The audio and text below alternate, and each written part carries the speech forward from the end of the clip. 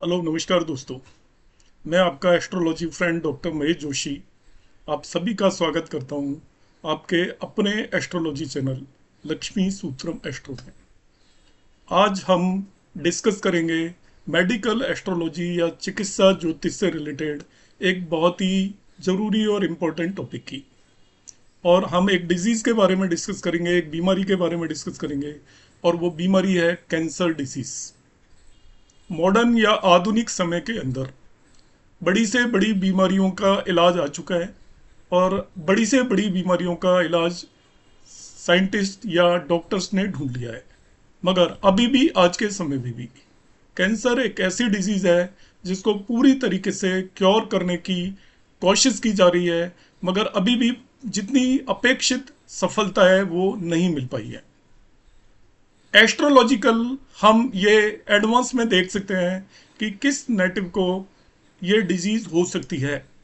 कोई भी चिकित्सा एडवांस में ये प्रेडिक्ट नहीं कर सकती कि किसी इंसान को आज से 20 साल बाद कौन सी बीमारी होगी। मगर एस्ट्रोलॉजी का एक कमाल है, ये इतनी ऊंची साइंस है, साइंस से भी बहुत आगे की साइंस है, कि जिसमें एक प्रॉपर एस्ट्रोलॉजर जिसे इसकी जानकारी है सब्जेक्ट की, वो आपको आज से 50 साल के बाद भी कौन सी परेशानी आएगी, 20 साल के बाद कौन सी डिजीज होगी, वो एडवांस में प्रेडिक्ट करके बता सकता है। आज हम उन कॉम्बिनेशंस की बात करेंगे जो कि कुंडली में देखकर हम ये बता पाए किसी भी नेटिव को कि उसको कैंसर डिजीज हो सकती है। बेसिकली कैंसर डिजीज आपको मालूम है, यहाँ पर मैंने ये प्रेजेंटेशन लिखा हुआ है। डायग्नोसिस जो होता है हम मेडिकल एस्ट्रोलॉजी के थ्रू इसका करेंगे। कैंसर बेसिकली एक बहुत वेराइटीज ऑफ डिजीज होती हैं जिसके अंदर हमारा क्या होता है, सेल्स की इरेगुलर ग्रोथ हो जाती है और सेल्स का मल्टीप्लिकेशन होना शुरू हो जाता है। ये डिजीज आराम से एक जगह से ब्लड के थ्रू बॉडी के डिफरेंट ऑर्गन्स के अंदर चली जाती है। ब्लड कैंसर भी होता है, स्किन कैंसर भी होता है। जो ब्लड कैंसर पूरी बॉडी के अंदर, ब्लड के अंदर इसकी डिजीज फैल जाती है और वो इजीली बॉडी के एक पोर्शन से दूसरे पोर्शन में प्रोपेगेट हो जाती है। यहाँ पे सेल्स ग्रो होती हैं और ग्रो होने की वजह से वो आसपास वाले जो भी ऑर्गन्स हैं उन्हें भी इन्फ्लुएंस करती हैं। और ये बहुत डेडली डिजीज है। डेडली डिजीज का मतलब ये लाइफ थ्रेटनिंग डिजीज है। किसी भी पर्सन की कैंसर की यदि इनिशियल स्टेजेस में पता ना चले तो ये उसकी लाइफ के लिए भी खतरनाक हो जाती है। इसके बारे में सामान्य तौर पर सभी लोगों को मालूम है। जैसे ही हम कैंसर के बारे में सुनते हैं एक खौफ हमारे दिमाग के अंदर आ जाता है। डॉक्टर किसी भी पर्सन को जैसे ही बताता है तो उसके अंदर एकदम से खौफ आ जाता है और वो एकदम से ऐसा लगता है उसे जैसे कि उसकी जिंदगी खत्म होने वाली है। मगर आज के समय में बहुत सारी बीमारियों का, कैंसर से रिलेटेड डिजीज का उपाय पॉसिबल है। एस्ट्रोलॉजी में हम इस डिजीज को किस तरीके से देखेंगे, तो सबसे पहले मैं आपको बताने वाला हूं astrological combinations for the cancer disease. Astrological principle connected to cancer. इसमें फर्स्ट जो कॉम्बिनेशन है, if Rahu is associated with moon. Rahu का बहुत बड़ा रोल होता है इस डिजीज में।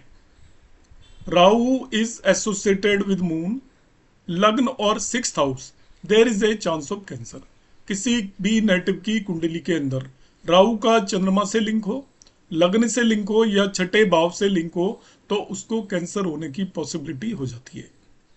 सेकंड कॉम्बिनेशन है, if the Lord of sixth house, छठा भाव डिजीज का भाव होता है, तो देखिए यहाँ पे राहु छठे भाव से लिंक हो रहा है तभी भी ये हो जाती है। If the Lord of sixth house, जिसे षष्ठेश बोलते हैं, छठे भाव का स्वामी, कनेक्शन बना ले लग्न से, एट्थ हाउस से, ट्वेल्थ हाउस से, and the same is in the Rahu Ketu axis, there is a chances of cancer.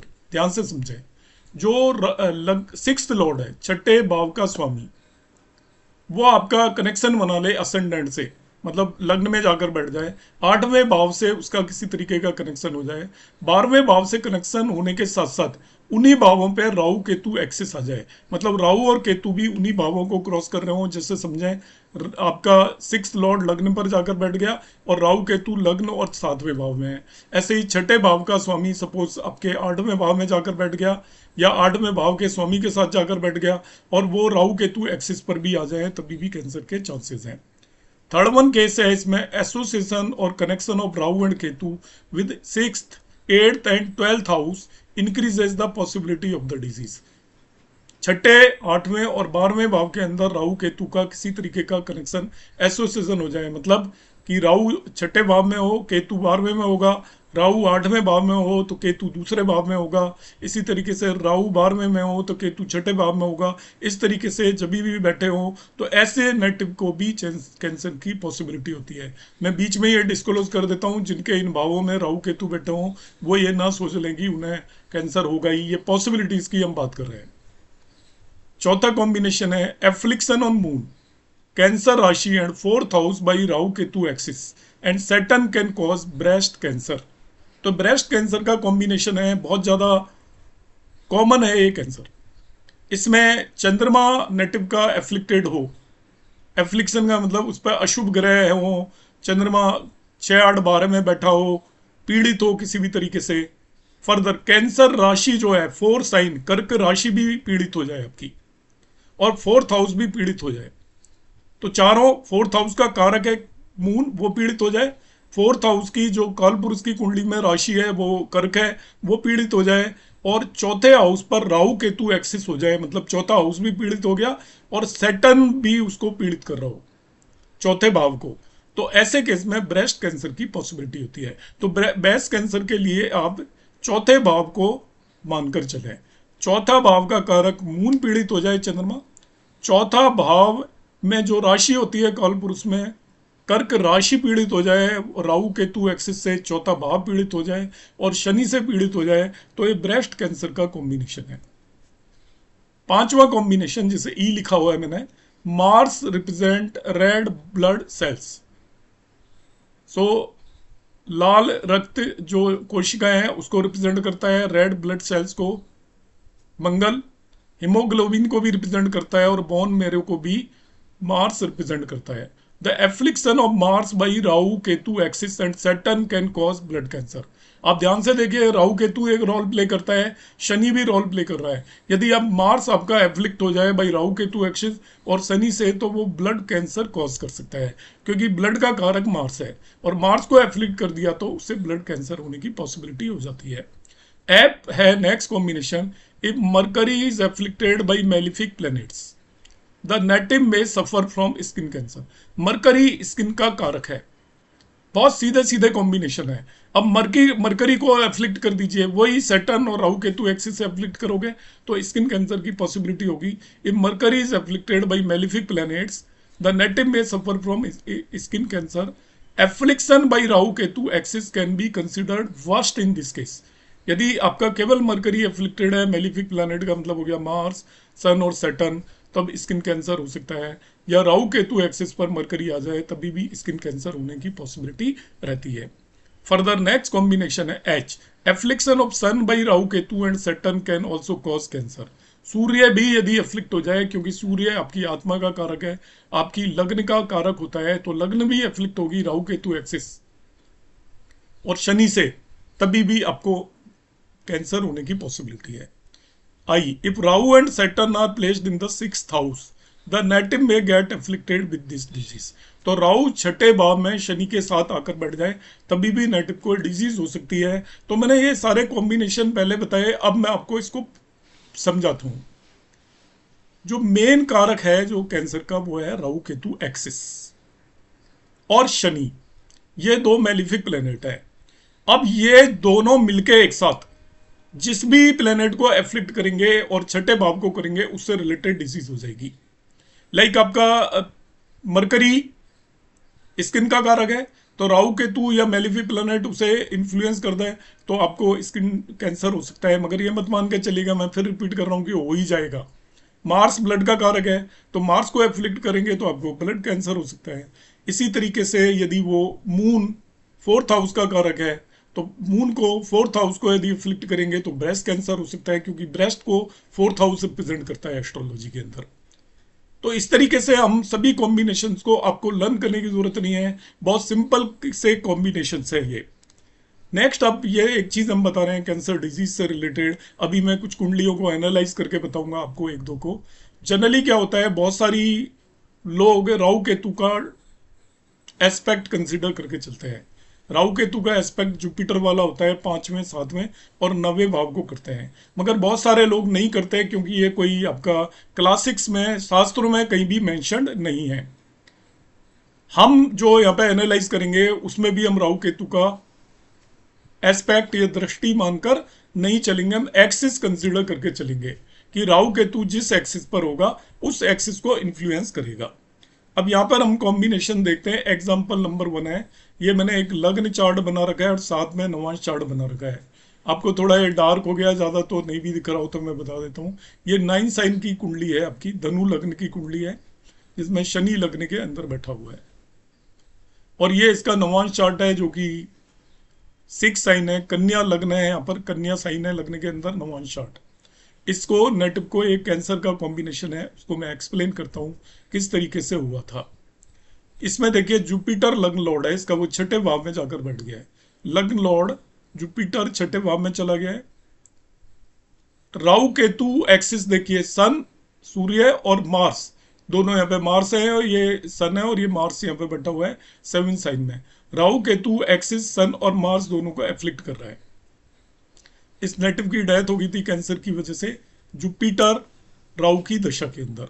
Jupiter इसका लंग लॉर्ड है और राहु 5वें भाव के अंदर बैठा हुआ है। इसके एब्डोमेन में कैंसर हुआ था। राहु 5वें भाव के अंदर है, वो एब्डोमेन को रिप्रेजेंट करता है, तो राहु ने एक सिग्निफिकेंट रोल प्ले किया और इसको राहु केतु एक्सिस से इसका सन और मार्स एफ्लिक्ट हुआ। जुपिटर इसके छठे भाव के अंदर चला गया तो 6 भाव का इन्वॉल्वमेंट हो गया, तो इस पर्सन की डेथ हुई एब्डोमेन कैंसर से। नेक्स्ट एक केस मैंने ये लिया हुआ है जिसमें ये टॉरस या वृषभ लग्न की कुंडली है और ये इसका नवांश चार्ट है जिसके अंदर 10 साइन है। हालांकि मैं सिंपल से एग्जांपल बता रहा हूँ, आप इसको फर्दर स्टडी कर सकते हो और भी कॉम्बिनेशंस आप इसमें देख सकते हो। इसका नवांश चार्ट भी आप एनालाइज कर सकते हो, D3 चार्ट भी एनालाइज कर सकते हो, D12 चार्ट भी एनालाइज कर सकते हो डिजीज से रिलेटेड, 8वां भाव भी एनालाइज कर सकते हो। मैंने यहाँ पर टाइम की शॉर्टेज होती है, कॉम्बिनेशंस आपको बताए तो कुछ एक कॉम्बिनेशन में लगाने की कोशिश कर रहा हूँ। देखिए अभी मैंने जो कॉम्बिनेशन बताए थे उसमें यहाँ पर इस कुंडली को आप ध्यान से देखें, इसमें लग्न लॉर्ड छठे भाव में फिर से जाकर बैठ गया है। लग्न लॉर्ड है आपका वीनस, वो 6th हाउस के अंदर चला गया है।